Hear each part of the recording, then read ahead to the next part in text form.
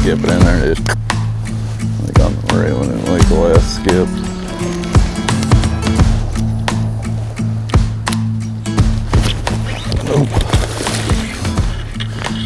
Like that. Fired up one. Nice little frog eater in the duck boat. Fired up little largemouth on a, I'd say the first morning of fall. Not big, but we're in a duck boat. We're not going to see another single human being today, and got the little Terminator frog rolling. It's kind of my happy place. Nice and peaceful. Get in the duck boat, get away from everyone, and do some frogging. Notice the big one's kind of like the end of the cut bank. They're usually all by themselves. And they're river fish, so they don't need a lot of water. I mean, as long as they can get their back wet, they're happy. I think they prefer it to be shallow. Makes for a better pinch for catching prey. Move there. That's where I just thought. I thought too. Suppose they spend the winter there, huh? Yeah, a little bluff down on the spot. Good God. Just a little football. Saw him move on the cast before that. Pitched back in there and got him. Pretty nice little river fish. About 5 feet of line out when he bit. That's a frog down there, but just a built little river fish. Thick and tall and mean and playful. That was a cool bite.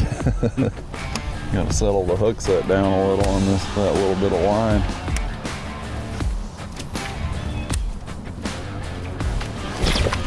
There we go.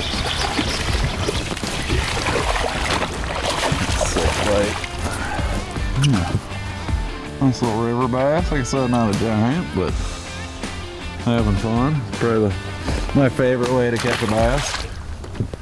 Cut bank frogging, little river. Not a soul around, in the duck boat. Heaven on earth, really. One of these things is gonna be big too. I see that a lot in the north. The first couple cold nights, people think cold fronts kind of shut them down. And this time of year, it's September, up north. Them first couple, especially like the first frost. We didn't quite get there last night. I think it got down to about 40, but those first couple cold nights really kind of light them up, really similar to like, you know, those first couple 70-degree days in the spring. Kind of just gets everything moving along. They know winter is on its way coming, so I think it really, you know, kind of signals the beginning of fall and lets them know it's time to eat as much as they can before winter comes and they start hibernating. Look at that, $2 right here. Hardhorn too.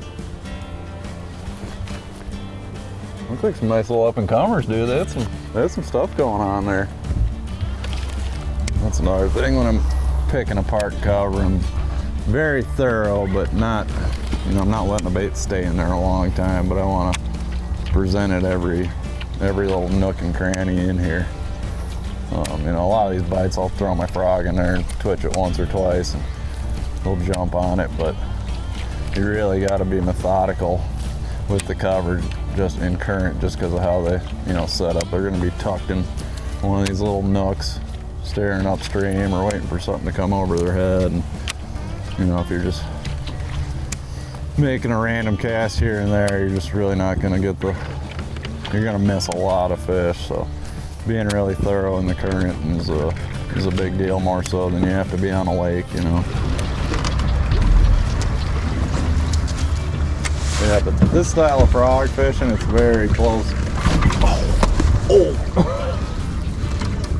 Why didn't he eat there the first one? Ouch. Sorry, buddy. That's okay. At least you didn't get hooked. No.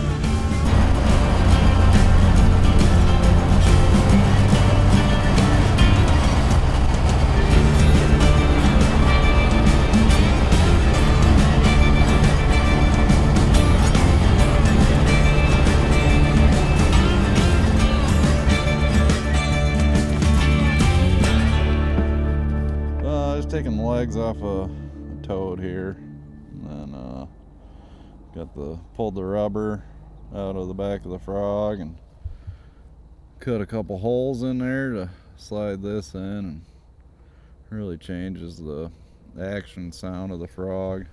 Yeah, just a little frog hack.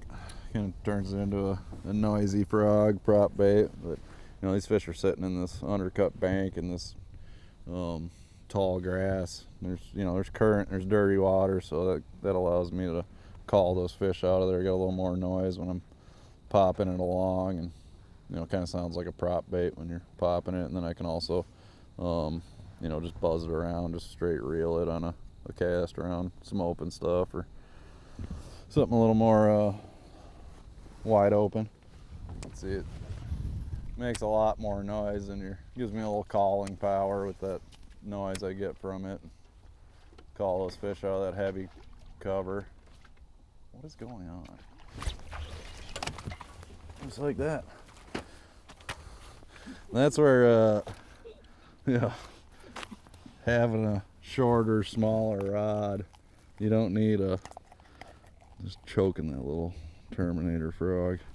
You don't need a big heavy rod like your standard matte Froggin rod that are 7.4, 7.9, 7.11, nothing like that. This is all tight range stuff. Even just for ease of casting, I prefer just a 7-foot medium heavy, fairly light.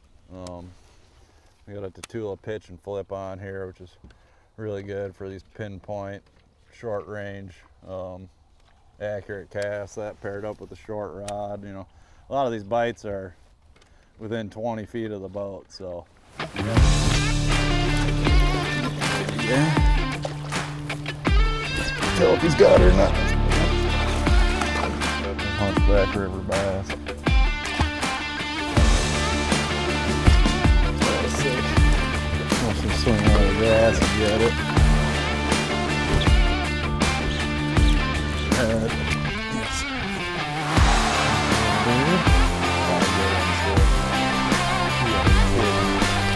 Got it.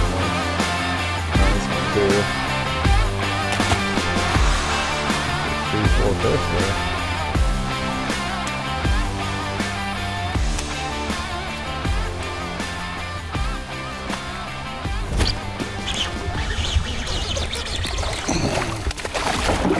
See, that's exactly, right there is exactly why I paint the head of that frog orange right there.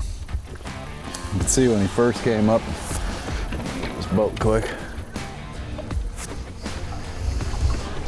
See, when he first came up, he grabbed it, I could still see he didn't grab the whole frog. Oh, not a great bagging, but beautiful frog bite this morning.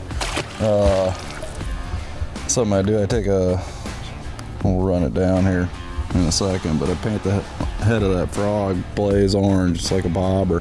That fish came up and grabbed the frog, and I could still see that orange, and I let him go down a couple feet, and then I saw that orange disappeared, and I jerked. If I'd have swung as soon as he grabbed it, I'd have missed that fish for sure, but painting that orange on there allowed me to tell when he really has a frog in his mouth instead of just the legs. So one little tip I do on my frogs, especially fishing around this like cut bank and stuff like that, is paint that orange, and you basically got a bobber. When that orange disappears, jerk. And like that one came up, boiled on it good, looked like he had it, but I could still see the top of that orange. He swam down about a foot, and the orange disappeared, and I jerked. And if I'd have jerked right when he bit, I'd have never caught that fish. So just one little tip I do with my frogs, and ups your hooking percentage quite a bit if that way you really know if he's got it, because it's just a brown. Any natural, with a white frog it's not so bad, but any of the bluegills or browns or blacks, it's hard to tell when that frog's actually gone. So putting that little orange head on there, kind of allows you to really know when he's got the frog in his mouth.